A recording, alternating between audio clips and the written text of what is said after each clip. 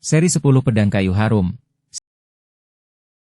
Si Kumbang Merah, cerita, Ho Ping Hu, audiobook, novel silat, bab 15.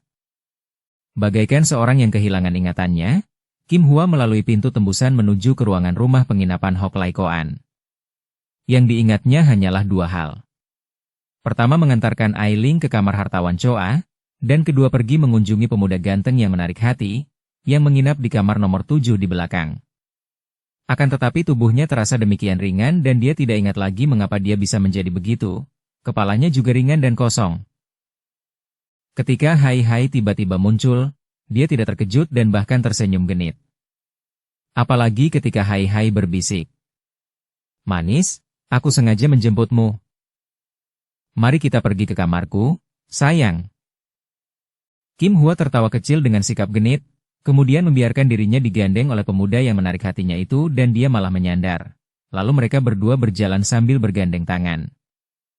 Hai Hai tidak membawa wanita itu ke kamarnya, namun diajaknya menghampiri kamar besar di mana berdiri dua orang jagoan yang berjaga. Malam telah larut sekali, menjelang tengah malam dan suasana sangat sunyi. Dua orang jagoan itu duduk di atas kursi, agak melenggut. Mereka tenang saja karena siapa yang akan berani mati mengganggu majikan mereka? "Mari Ai Ling, marilah sayang." Suara ini mengejutkan dua orang jagoan itu. Akan tetapi pada waktu mereka mengangkat muka, mereka melihat sekelebatan seorang pemuda bergandeng tangan dengan seorang wanita cantik. Anehnya, begitu mereka memandang, pemuda itu segera lenyap dan yang nampak adalah dua orang wanita muda yang sedang menghampiri mereka sambil saling bergandeng tangan. Setelah lampu gantung menerangi wajah mereka, dua orang jagoan ini cepat berdiri dan menyeringai senang. Mereka sudah tahu bahwa majikan mereka menanti datangnya istri pemilik rumah penginapan itu yang akan mengantarkan putrinya, dan ternyata sekarang mereka benar-benar muncul. Melihat betapa gadis manis itu seperti orang mabok, maka tahulah mereka bahwa gadis ini telah minum obat bius. Sementara istri pemilik rumah penginapan yang cantik genit itu senyum-senyum kepada mereka. Dua orang, wanita, ini menghampiri pintu dan mengetuk 3 kali. Kedua orang jagoan itu tidak menghalangi mereka, hanya saling pandang sambil tersenyum-senyum penuh arti. Siapa yang mengetuk pintu? Terdengar suara parau yang dalam, suara hartawan Choa yang memang sejak tadi belum tidur dan dengan tidak sabar menanti datangnya Kim Hua yang berjanji akan mengantar Gui Ai Ling, si perawan jelita. "Saya Kim Hua. Taiya, saya mengantarkan Ai Ling." "Harap buka pintunya." Mendengar suara ini, tentu saja hartawan Choa menjadi girang dan dia segera membuka daun pintu. Mula-mula dia terkejut sekali melihat bahwa yang berdiri di depan pintu adalah seorang pemuda yang tak dikenalnya dan Kim Hua, istri pemilik rumah penginapan yang genit itu, akan tetapi ketika berkedip dia mendengar suara Kim Hua. "Saya Kim Hua dan Ai Ling datang seperti yang telah saya janjikan, Taiya." Dan ketika dia membuka mata, ternyata yang berdiri di hadapannya adalah Kim Hua dan Ai Ling, gadis yang membuatnya selalu menelan air liur itu. "Ah, engkau sudah datang, manis," katanya sambil menggandeng tangan Ai Ling. "Mari masuk, manis." Ai Ling menurut saja digandeng masuk, dan Kim Hua tersenyum. "Bersenang-senanglah dengan Ai Ling, Taiya. Saya harap Taiya tidak lupa kepada saya." Hartawan Choa yang sudah tidak sabaran itu hanya mengangguk, lantas menutup kembali daun pintu tanpa menguncinya karena bukankah di luar telah ada dua orang pengawalnya, jagoan-jagoan yang dapat dipercaya dan akan menjaga di situ semalam suntuk? Kim Hua lalu melenggang pergi.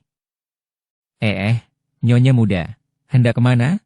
Apakah tidak mau menemani kami di sini sebentar menghilangkan dingin dan kantuk?" Salah seorang di antara dua penjaga itu menegur dan menggoda. Kim Hua hanya tersenyum, "Lain kali saja, aku mempunyai keperluan lain." Dan dia pun mempercepat langkahnya. Setelah sampai di tempat gelap, ternyata bahwa Kim Hua ini bukan lain adalah Hai Hai yang tadi mempergunakan kekuatan sihirnya untuk membuat mata dua orang jagoan dan juga mata hartawan Choa melihatnya seperti Kim Hua. Sedangkan Kim Hua sendiri yang sudah berada di bawah pengaruh obat bius itu mereka lihat sebagai Gui Ai Ling. Hai Hai mengintai tak jauh dari situ. Tidak lama dia mengintai karena segera dia melihat seorang laki-laki gendut berlari-lari melalui pintu tembusan dari rumah Gui Lok, menuju ke rumah penginapan itu. Pria ini bukan lain adalah Gui Lok, pemilik rumah penginapan dan rumah makan Hok Lai Koan. Agak jauh di belakangnya, dia melihat pula Ai Ling berjalan dengan muka khawatir. Guilok yang menerima laporan dari putrinya bahwa istrinya mengadakan pertemuan gelap dengan laki-laki di dalam kamar hotelnya, tentu saja menjadi marah sekali dan dia langsung menuju ke kamar besar, kamar istimewa termahal di rumah penginapannya itu. Ketika sampai di depan kamar, dua orang tukang pukul mencoba untuk menghadangnya, akan tetapi si gendut Guilok berteriak lantang. Ini rumah penginapanku sendiri. Siapa berhak melarang? Dua orang tukang pukul itu tentu saja tahu bahwa Guilok pemilik rumah penginapan itu, maka mereka pun merasa sungkan, juga mereka terbelalak heran bukan main melihat Ailing berada di belakang si gendut itu. Bukankah tadi mereka melihat sendiri betapa gadis itu diantar oleh ibu tirinya memasuki kamar majikan mereka dan kini sedang berada dalam pelukan majikan mereka? Bagaimana kini tahu-tahu gadis itu berada di luar kamar tanpa pengetahuan mereka? Apakah tadi mereka bermimpi? Padahal mereka tidak pernah tidur. Bagaimanapun juga, melihat adanya gadis itu, hati mereka tidak khawatir. Kalau gadis itu tidak berada di dalam kamar majikan mereka, apa yang mereka khawatirkan? Biarkan saja si gendut itu membuat ribut, kalau majikan mereka yang kini tentu sendirian saja keluar, tentu si gendut itu yang akan mendapat kemarahan. Kiranya majikan mereka sedang tidur sendirian di kamar itu. Melihat dua orang penjaga itu tidak menghalanginya lagi, Guilok lalu menghampiri daun pintu kamar itu dan menggedor-gedor dengan keras. Buka pintu, Kim Hua, engkau tidak perlu sembunyi. Aku sudah tahu bahwa engkau sedang berada di dalam bersama laki-laki lain. Engkau perempuan busuk, pelacur hina, istri penyeleweng yang tak tahu malu. Karena Guilok dilanda kemarahan hebat, maka dia berteriak-teriak bagaikan orang gila. Tentu saja teriakannya yang keras itu membangunkan semua tamu, maka sebentar saja seluruh kamar di rumah penginapan itu terbuka dan para tamu sudah keluar dari dalam kamar untuk menonton pertunjukan menarik itu. Hai juga keluar dari kamarnya, lalu turut pula menonton bersama para tamu. Ketika pandang matanya bertemu dengan pandang mata Ailing yang nampak khawatir, dia pun berkedip dan menganggukkan kepala, seolah-olah memberi jaminan kepada darah itu agar tidak usah takut karena ada dia yang akan melindunginya. Dan anehnya, melihat pemuda itu, hati Ailing menjadi agak tentram, tidak lagi ketakutan seperti tadi. Hayo buka, kau perempuan laknat, pelacur hina tak tahu malu. Dor, Guilok terus menggedor pintu dengan kemarahan meluap, apalagi melihat munculnya banyak tamu. Semua orang melihat dan mengetahui betapa istrinya telah menyeleweng. Betapa malunya dia kalau tidak dapat membuat perhitungan dengan istrinya itu. Bisa dibayangkan betapa kagetnya mereka yang sedang bermesraan di dalam kamar itu. Baru saja hartawan Choa dan Kim Hua mendapatkan kenyataan yang mengejutkan hati mereka berdua. Kim Hua mulai ditinggalkan pengaruh obat bius dan ketika dia sadar lalu mendapatkan dirinya dalam pelukan hartawan Choa, hampir saja dia menjerit. Bukankah seharusnya ia berada dalam pelukan pemuda tampan yang pandai merayu itu? Kenapa kini dia berada dalam rangkulan hartawan Choa yang bertubuh tinggi besar seperti raksasa? Penuh bulu kasar, mukanya hitam dan bopeng? Bukankah seharusnya Ailing yang berada di pelukan hartawan ini? Akan tetapi dia adalah seorang wanita yang cerdik. Walaupun dia tidak mengerti kenapa bisa begini, namun dia pandai bersandiwara dan dengan manja dia langsung mempererat rangkulannya dan mengeluarkan suara rintihan manja. Sementara itu, hartawan Choa juga sudah tidak lagi terpengaruh oleh kekuatan sihir yang dilepaskan Hai tadi. Dan kini dia melihat bahwa yang dipeluk dan digumulinya sejak tadi bukanlah gadis yang dirindukannya itu, melainkan istri Guilok, nyonya muda yang cantik dan genit itu. Dia pun terkejut mengapa bisa terjadi perubahan ini. Padahal tadi dia jelas melihat bahwa yang dibimbingnya masuk adalah Ailing dan gadis itu tadi menurut saja tanpa melawan karena berada dalam pengaruh obat bius. Akan tetapi mengapa kini mendadak berganti orang? Bagaimanapun juga hartawan ini memang cocok sekali dengan Kim Hua sehingga meskipun dia terheran, namun dia tidak begitu peduli lagi setelah merasakan kehangatan tubuh dan kepandaian Kim Hua merayu dan melayaninya. Dia pun mendekap semakin kuat dan keduanya tenggelam ke dalam gelombang nafsu yang tak pernah mengenal puas. Mereka berdua sedang terlena di ambang kepulasan karena lelah ketika tiba-tiba mereka dikejutkan oleh gedoran pada daun pintu kamar itu. Mendengar teriakan suaminya, tentu saja Kim Hua terkejut setengah mati dan dia pun langsung melepaskan diri dari rangkulan hartawan Choa dan tergesa-gesa mengenakan pakaiannya. Dia lalu lari ke jendela, hendak membuka jendela kamar itu, Akan tetapi betapa heran dan khawatirnya ketika ternyata daun jendela itu macet dan sama sekali tak dapat dibukanya. Tentu saja dia menjadi panik. Melihat ini, Choa Wan Gue lalu menghampiri jendela dan dia pun mencoba untuk membuka jendela itu. Sia-sia belaka, biarpun hartawan ini memiliki tenaga yang besar, namun daun jendela itu sama sekali tidak dapat dibukanya, benar-benar macet. Hal ini tidaklah aneh karena macetnya daun jendela itu bukan sewajarnya, namun akibat perbuatan Hai. Sudahlah, kau tidak perlu gelisah. Biar aku yang bertanggung jawab, kata hartawan itu, teringat akan kedudukan dan kekuasaannya. Apa artinya seorang Guilok baginya? Tapi suamiku di depan kamar. Dia akan marah. Coba saja apa yang dapat dia lakukan kepadaku.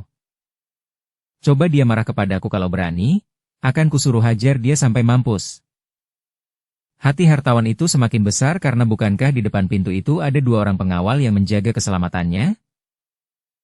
Mendengar ucapan hartawan itu, hati Kim Hua tidak menjadi lega, bahkan merasa makin khawatir. Diraihnya lengan hartawan itu, kemudian ditahannya ketika pria itu hendak keluar dari kamar. Kau akan dapat menyelamatkan diri dengan mudah, dia takkan berani mengganggumu. Akan tetapi bagaimana dengan aku? Harap jangan tinggalkan aku di sini. Choa Wan Gue mengerutkan alisnya, kemudian mengibaskan lengannya sehingga wanita itu terpelanting ke atas pembaringan. Jangan banyak tingkah kau. Salahmu sendiri. Bukankah engkau berjanji akan mengantarkan Ailing kepadaku di kamar ini? Akan tetapi engkau sendiri yang datang menggantikan anakmu. Perempuan tak tahu malu. Kim Hua terkejut dan tidak berani bicara lagi, hanya memandang dengan mata terbelalak ketika hartawan itu membuka daun pintu kamar itu kemudian melangkah keluar dengan mengangkat dada. Guilok yang berada di depan kamar itu sudah siap untuk meluapkan kemarahannya, akan tetapi begitu melihat hartawan Choa, nyalinya menjadi kecil dan dia hanya memandang bengong seperti berubah menjadi arca. Guilok, mau apa engkau lancang menggedor pintu kamarku? Bukankah kamar ini sudah kusewa? Kau tahu, rumah penginapan ini dapat kubeli, bahkan kepalamu dapat pula kubeli. Mengerti? Begitu mendengar bentakan hartawan ini, seketika keberanian dan kemarahan Guilok menguncup dan kakinya gemetar. Maaf, Taiya, tapi isteriku. Peduli apa dengan isterimu? Aku tidak memanggilnya ke sini. Kau tanyakan saja kepada isterimu sendiri. Tapi kau, yang sudah berani menggangguku, menggedor pintu kamarku secara kurang ajar, tidak dapat kumaafkan begitu saja. Kau perlu dihajar. Tangan yang besar dari hartawan itu menyambar dan sebuah pukulan mengenai kepala Guilok. Plak! Si perut gendut itu terpelanting dan jatuh. Hartawan Choa melangkah maju, siap menendang kepala Guilok yang dianggapnya telah kurang ajar dan membuat malu kepadanya di depan begitu banyak orang. Maka dia pun hendak menghajar Guilok di depan para tamu yang sudah jadi penonton agar namanya kembali terang dan disegani orang. Kaki yang besar dan dilindungi sepatu kulit yang tebal dan keras itu menyambar ke arah kepala Guilok. Duck! Dukung channel Novel Silat dengan subscribe, follow, like, komen dan share.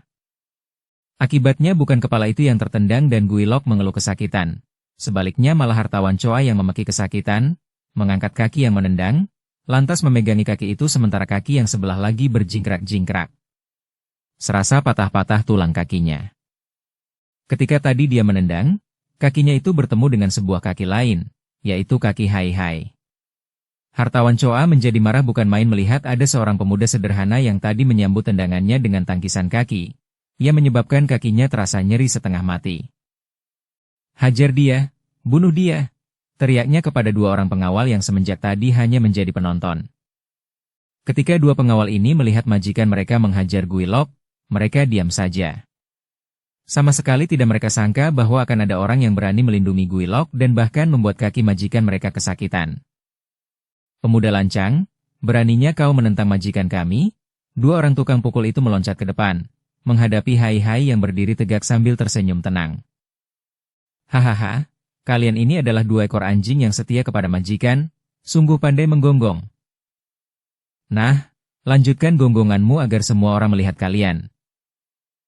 Kini semua tamu yang telah keluar dari kamar masing-masing dan menonton keributan itu terbelalak heran ketika melihat betapa dua orang tukang pukul yang tadi bersikap galak ini tiba-tiba saja mereka menjatuhkan diri berdiri di atas kaki dan tangan seperti binatang berkaki empat, lantas mereka berdua segera menggonggong seperti dua ekor anjing yang sedang marah.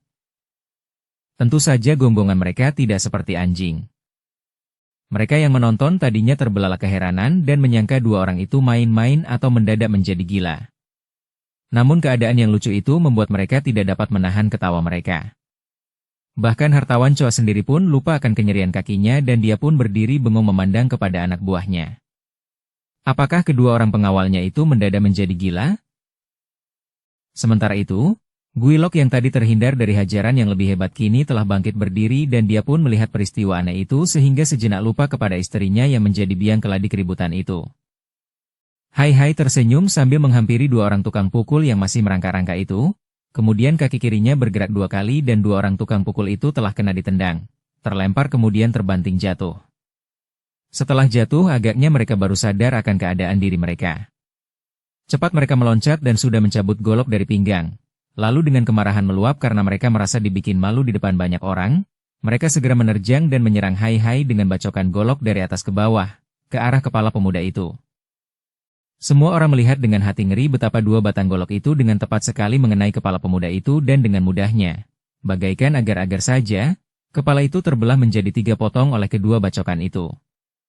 Akan tetapi tidak ada darah keluar ketika tubuh yang terbelah menjadi 3 buah itu terkulai jatuh sambil mengeluarkan suara bising.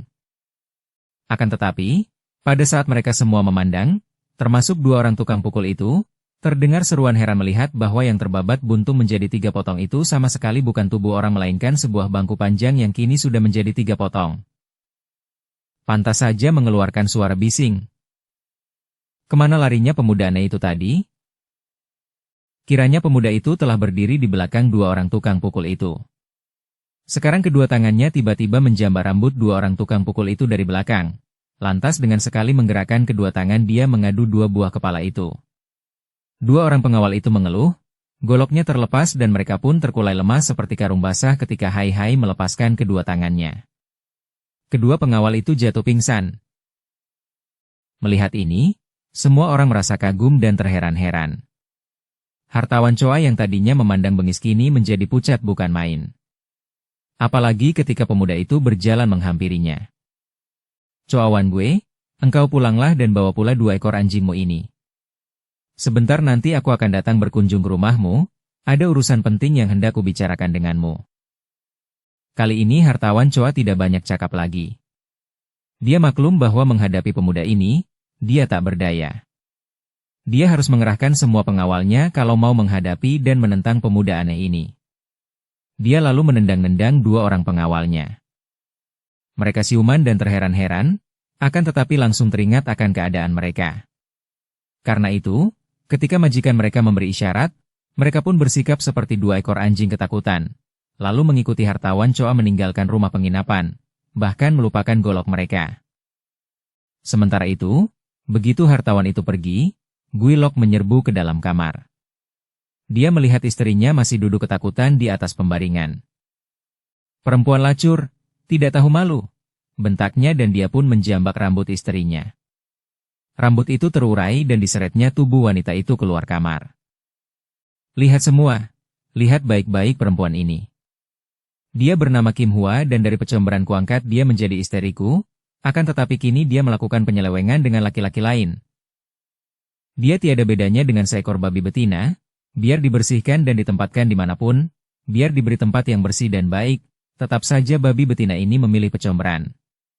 Nah, mulai saat ini juga dia bukan isteriku lagi dan kuusir dia. Pergilah kau, perempuan laknat. Engkau tidak mempunyai apa-apa ketika kupungut, sekarang engkau pergilah dan boleh kau miliki pakaian serta perhiasan yang menempel di tubuhmu. Andai kata mereka kini hanya berduaan saja tentu Kim Hua akan minta-minta ampun dan mempergunakan segala daya kecantikannya, segala ilmunya merayu untuk melemahkan hati suaminya dan agar dirinya diampuni. Namun apa hendak dikata, peristiwa itu terjadi di hadapan puluhan pasang mata yang menjadi penonton dan di sana-sini dia mendengar cemoohan dan celaan kepada dirinya. Maka sambil menutupi mukanya dan menangis, dia pun lari keluar dari rumah penginapan yang tadinya menjadi miliknya itu. Beberapa bulan kemudian orang-orang sudah mendapatkan dirinya menjadi kembang dari sebuah rumah pelacuran di sebuah kota besar dekat kota raja. Pada keesokan harinya, pagi-pagi sekali sebelum Gui Lok beserta puterinya, Gui Ailing, sempat menghaturkan terima kasih kepadanya, Hai Hai sudah menghilang dari kamar itu sambil membawa buntalan uang emasnya. Hari masih pagi sekali ketika dia sudah berada di depan pintu gerbang pekarangan gedung hartawan Choa. Ternyata pekarangan itu kini telah penuh dengan pasukan pengawal yang jumlahnya tak kurang dari 2 lusin orang bersenjata lengkap. Mereka telah diperingatkan oleh hartawan Choa agar berjaga dengan ketat dan terutama sekali menjaga kalau ada muncul seorang pemuda berpakaian sederhana yang memakai caping lebar.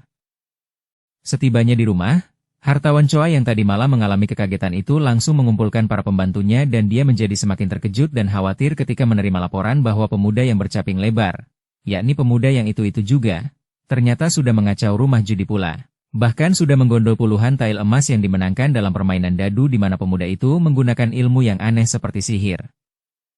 Dan dia pun teringat betapa 2 orang pengawalnya juga disihir sehingga menggonggong seperti anjing. Kemudian betapa tubuh pemuda itu kelihatan terpotong-potong akan tetapi ternyata yang terpotong itu hanyalah sebuah bangku panjang. Jelas pemuda yang itu juga, pikirnya. Maka dia pun mengerahkan seluruh pasukan pengawal untuk melakukan penjagaan di pekarangan, di sekeliling rumah gedungnya, bahkan ada pula yang berjaga di dalam gedung dan di atas atap. Barulah dia merasa aman dan dapat tidur pulas. Ketika Hai Hai muncul pagi-pagi sekali, hartawan itu masih belum bangun. Setelah para penjaga melihat munculnya seorang pemuda yang memakai caping lebar, berdiri di depan pintu gerbang, segera mereka menjadi panik. Tentu saja mereka itu gentar sekali karena mereka sudah mendengar cerita kawan-kawan mereka tentang sepak terjang pemuda itu di rumah judi. Juga cerita 2 orang tukang pukul yang menderita pengalaman pahit di rumah penginapan. Tapi betapapun juga, karena kini berada di pekarangan itu dan di dalam rumah terdapat kepala-kepala pengawal yang merupakan orang-orang berkepandaian silat tinggi, mereka tidak menuruti hati yang gentar. Dengan memberanikan hati, mereka kemudian mengikuti pimpinan mereka menyambut kedatangan pemuda itu. Kepala pengawal yang kini berjaga di rumah gedung hartawan Choa ada 3 orang. Yang pertama adalah seorang jagoan dari kota raja bernama Tio Kang berjuluk Tiachi, si jari besi. Terkenal sebagai seorang yang memiliki tangan seperti besi, dapat menusuk papan tebal dan batu sampai tembus dan selain itu pandai pula bermain sepasang pedang. Tiachi Tio Kang adalah seorang jagoan yang berasal dari kota raja. Bahkan pernah pula menjadi jagoan di istana kaisar, dan kini menjadi jagoan nomor 1 dari Choa Wanggue, bergaji besar. Jagoan ini berusia kurang lebih 55 tahun, tubuhnya jangkung kurus kering dan sikapnya tinggi hati. Sikap seorang yang percaya akan kemampuan diri sendiri dan memandang rendah orang lain. Jagoan kedua berjuluk Hek Hou, harimau hitam, dan bernama Jisun. Sesuai dengan julukannya, Hek Hou Jisun ini berperawakan kokoh, tinggi besar berkulit hitam dan dia memiliki ilmu silat harimau yang menubruk dan mencengkeram dengan tangkas sekali. Di samping ahli bermain golok dan perisai. Usia jagoan nomor 2 ini sekitar 45 tahun. Adapun jagoan yang ketiga bernama Pangsu. Julukannya Kang Toucu, si kepala baja, dan tubuhnya pendek gemuk bundar. Kepalanya yang besar dan bundar itu sudah terkenal sekali karena amat kuat, kebal dan dapat membobolkan tembok, sesuai dengan julukannya. Selain keahlian mempergunakan kepala sebagai senjata, juga Kang Toucu Pangsu pandai memainkan sebatang rantai besi yang berat. 3 orang kepala pengawal ini tentu saja sudah mendengar akan sepak terjang seorang pemuda bercaping lebar yang mengacau di rumah judi dan di rumah penginapan. Bahkan juga telah mengganggu majikan mereka. Akan tetapi mereka adalah jagoan-jagoan besar, terutama sekali Tiachi Tio Kang. Tentu saja memandang rendah kepada pengacau yang katanya mau datang berkunjung ke gedung majikannya itu. Apa yang perlu ditakuti? Dia mengandalkan kepandaian sendiri yang selama ini sulit dicari tandingannya, hampir belum pernah kalah. Selain itu masih ada 2 orang pembantunya yang juga amat lihai, dan ada pula hampir 50 orang pengawal di rumah itu. Setan pun tidak akan mampu masuk ke dalam rumah itu tanpa ketahuan penjaga yang sudah ditempatkan di seluruh lingkungan rumah itu. Dan kalau pemuda itu benar-benar berani datang, dia tentu akan menghadapi kehancuran di sini. Akan tetapi tidak urung jantungnya berdetak tegang pada waktu mendengar laporan anak buahnya bahwa pagi-pagi itu, pemuda bercaping lebar sudah datang dan berada di luar pintu gerbang.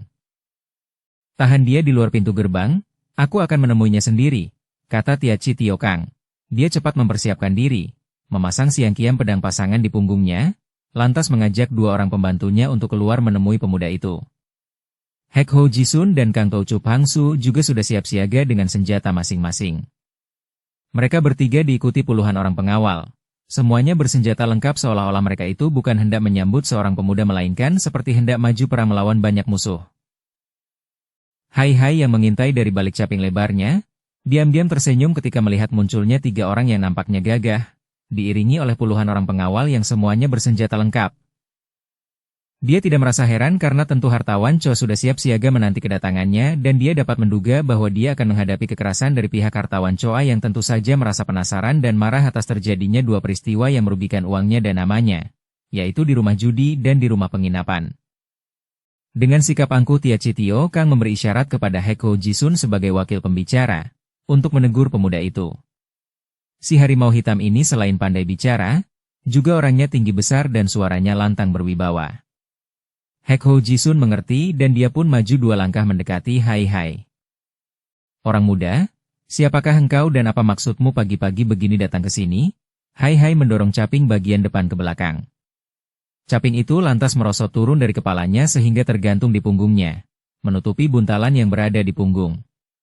Kini wajahnya nampak jelas, wajah yang periang, mulut yang selalu tersenyum nakal, hidung yang mancung, mata bersinar-sinar dan kadang-kadang mencorong aneh. Hai Hai tersenyum sambil memandang ke arah orang-orang itu seperti mencari-cari, lalu dia menggelengkan kepala. Tidak kulihat dia berada di sini. Aku sedang mencari hartawan Choa. Harap kalian sampaikan kepada majikan kalian itu bahwa aku bernama Hai Hai ingin bertemu dengan hartawan Choa karena ada urusan penting sekali hendak kubicarakan dengan dia. Orang muda, tidak mudah untuk bertemu dengan majikan kami. Tidak sembarang orang boleh bertemu dengan beliau, dan karena saat ini majikan kami masih tidur, maka sampaikan saja urusanmu itu kepada kami. Kami akan melaporkannya dan kalau majikan kami memang berkenan menerimamu, tentu engkau dapat menghadap. Hai Hai tertawa. Wah, seperti hendak menghadap seorang kaisar saja. Majikan kalian itu bukan raja, bukan pula orang berpangkat tinggi. Dia hanyalah hartawan yang memiliki rumah-rumah judi, dan kulihat dia semalam tidak begitu tinggi hati, bahkan mau bermalam di rumah penginapan umum dan tidur bersama istri pemilik rumah penginapan. Mengapa sekarang tiba-tiba saja dia tidak mau menerimaku? Ingat, kedatanganku ini akan memberi untung kepadanya, akan menyerahkan uang 50 tael emas. Mendengar ucapan itu, tiga orang jagoan itu saling pandang. Alangkah beraninya pemuda ini.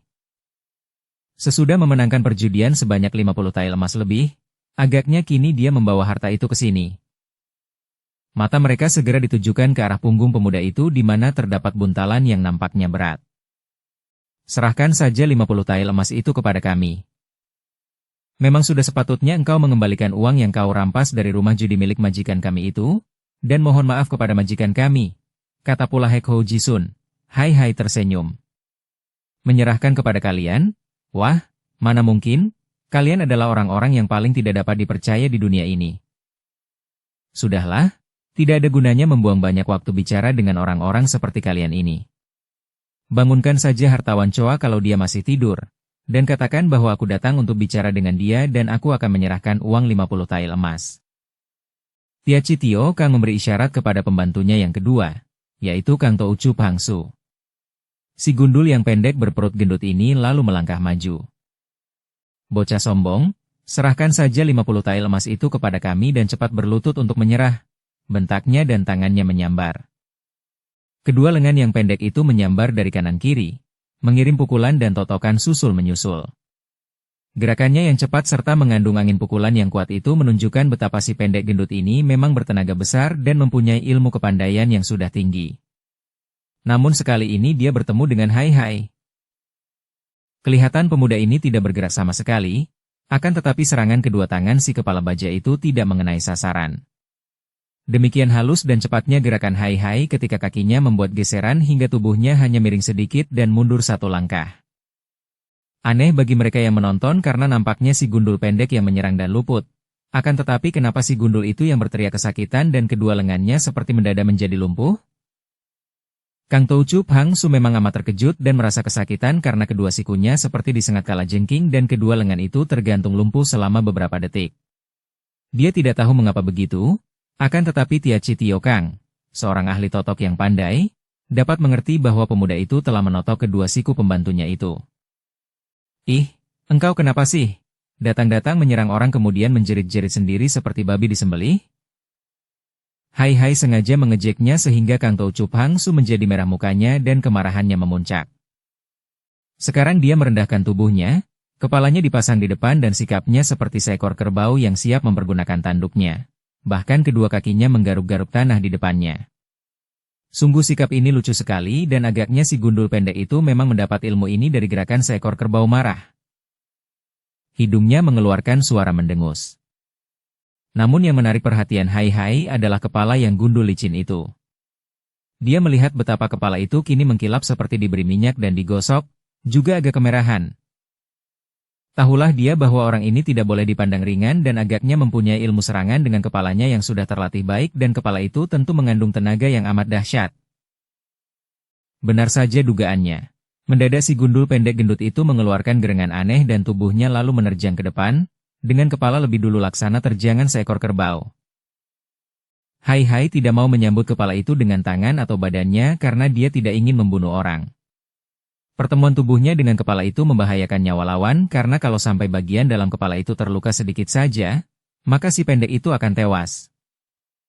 Maka, dia pun lalu cepat mengelak sambil melompat ke kanan belakang.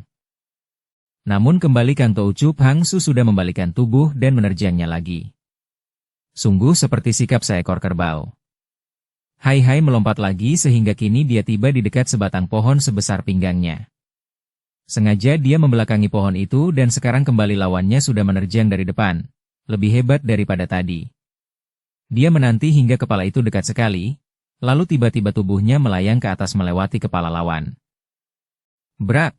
Kepala itu menghantam batang pohon dan seketika pohon itu tumbang. Batangnya patah dan remuk terkena terjangan kepala yang gundul itu. Hai Hai memandang kagum, memang seperti yang telah diduganya. Lawannya memiliki kepala di mana terkumpul tenaga yang dahsyat. Tentu saja dia akan mampu menerima terjangan kepala itu dengan perut atau dada atau tangannya, akan tetapi akibatnya akan terlalu hebat, kemungkinan besar kematian bagi orang yang sama sekali tidak dikenalnya dan tidak pernah bermusuhan dengan dia itu. Kembali Kang Toucu Hang Su sudah menerjang ke depan. Sepasang matanya melirik juling, persis kerbau marah atau kerbau gila. Kembali Hai Hai sengaja bergerak lambat. Begitu kepala itu menyeruduk, Hai Hai miringkan tubuhnya hingga kepala itu lewat dekat sekali dengan perutnya. Hanya 2 cm saja jaraknya dan secepat kilat tangan Hai Hai bergerak menyambar. Plak! Tangan itu menghantam tengkuk, tidak terlalu keras akan tetapi cukup membuat Kang Toucu Hang Su terjungkal bergulingan sambil mengadu-aduh, dan kedua tangannya sibuk menjangkau tengkuk yang terkena tamparan tadi. Kalau Hai Hai menambah sedikit lagi saja tenaganya, tentu si gundul pendek itu tidak akan mampu mengeluh lagi. Bersambung ke bab 16. Dukung kami dengan subscribe, follow, like, komen dan share. Terima kasih.